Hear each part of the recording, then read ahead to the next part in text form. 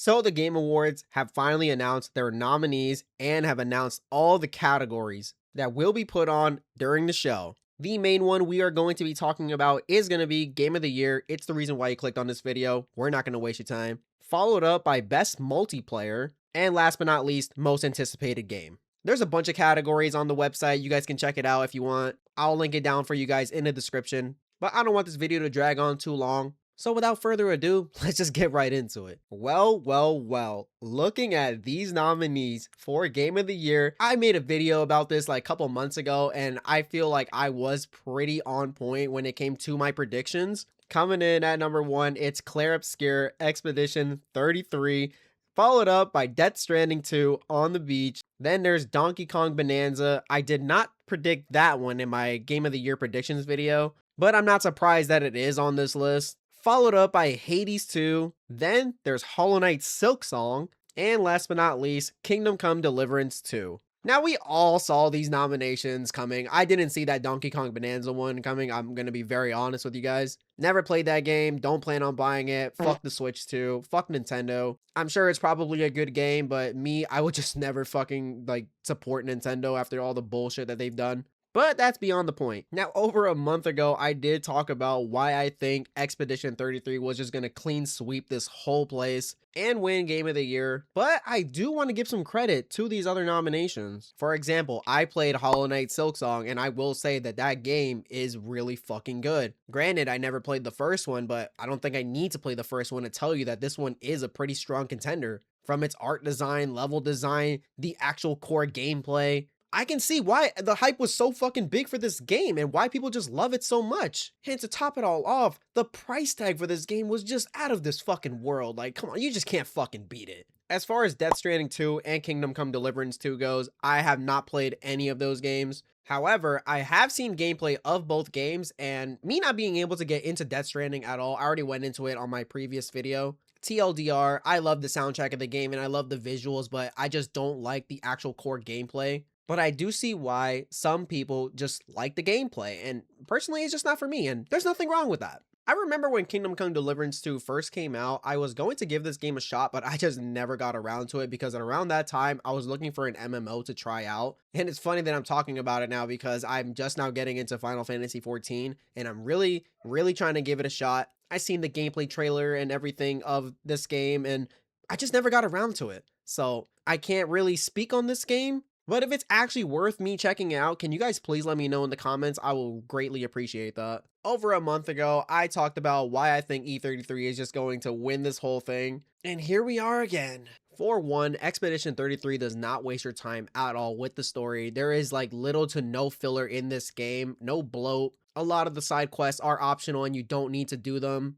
But as far as the main story goes, I'm going to repeat myself once again, like I mentioned in my last video. This game set the bar so high for me that every single time I play a brand new AAA game or indie game or whatnot, when the story doesn't even come close to the level of polish and just character development like E33, man, I just get disappointed and I just hate how I keep making that freaking comparison. And it low-key kind of just ruined single player games for me. If I'm being very honest, the last game that really made me feel something like this game, it was Cyberpunk. Now I still have to play the DLC, I never got around to that. But that's not the point!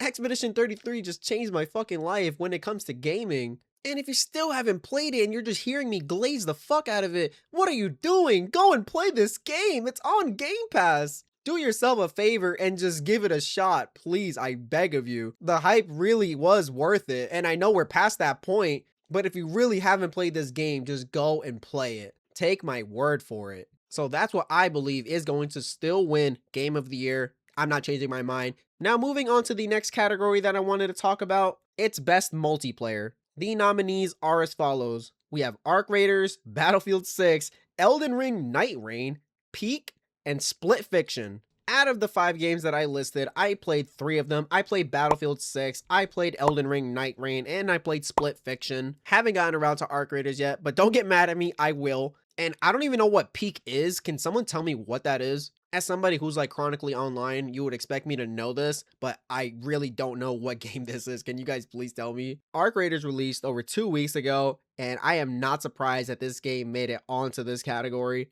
It is going absolutely crazy right now, and I still haven't played the game, but I will get around to it. Trust me, I will make a video on it soon. But it makes me happy to see that they recognize how good this game really is.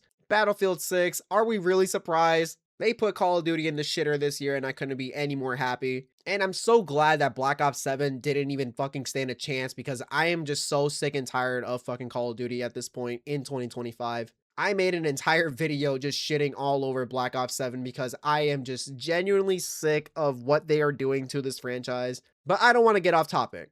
Elden Ring Night Rain. Now this one I am actually kind of surprised made it onto this list. From Software dropped the Battle Royale Souls-like. It was something so new, so niche. And as somebody who completed the entirety of the base game with some friends, I will tell you right now, that was some of the most fun that I had in recent memories. I remember we were just staying up all night, fucking trying to beat Gaping Jaw, man. That boss was just so fucking aggravating. Oh my god, when you didn't find a poison weapon off the start, or by the time you get to the second day, you just know that you're going to be cooked during that boss fight because you needed a poison weapon for that specific boss. Night Rain was so much fun. I love this game, and I can't wait for that new expansion to come out because I am excited. There's going to be a new Shifting Earth. There's going to be new bosses and stuff. Still kind of surprised they made it onto this list. Last but not least, I wanted to talk about Split Fiction because I played a lot of this game. I'm not that big on co-op story games anymore. For example, my favorite co-op story game is Resident Evil 5, but Split Fiction checked a lot of my boxes when I played this game. Great story, amazing visuals, replay value that I haven't seen in a lot of games, let alone in a co-op game as of recent. I was playing this game with a friend for the first about 15 to 20 hours, to then which he couldn't play anymore, so I finished the run myself. And I will say, I will do it all over again. This game was really good. It was really fun. And I'm not surprised that it made it onto this list. But if I had to pick a clear winner for this category, I'm going to go with Battlefield 6. Now, lastly, we're going to talk about the most anticipated game category. The nominees are as follows: 007, First Light, Grand Theft Auto 6, Marvel's Wolverine, Resident Evil Requiem, and The Witcher 4. Now, if I'm going to be very honest, this list right here is not even fair because them putting GTA 6 on here is just going to be the clear winner. I want to give Marvel's Wolverine and Resident Evil Requiem a chance, but I just really don't think that they stand a chance against GTA 6. There is a reason why those games are releasing before GTA 6. Now, I don't want to get into a whole GTA 6 glaze session, but that is the most anticipated of this fucking decade. So them putting it on this list is literally just going to be a clean sweep. I don't see these other games even coming close to the level of anticipation that this game currently has. You got people fucking making anniversaries to the trailers, for Christ's sake. So I guess we can all just agree that GTA 6 is just gonna fucking blow everyone out in that category. Let me know your guys' predictions for what you think is going to win Game of the Year. I am curious. Let's discuss it in the comments. I want you guys to tell me if I am wrong or if you guys are on my side. If you liked the video, leave a like, and if you want to support me and support my channel, be sure to subscribe. It really helps out. Have an amazing rest of your day. Take care, y'all.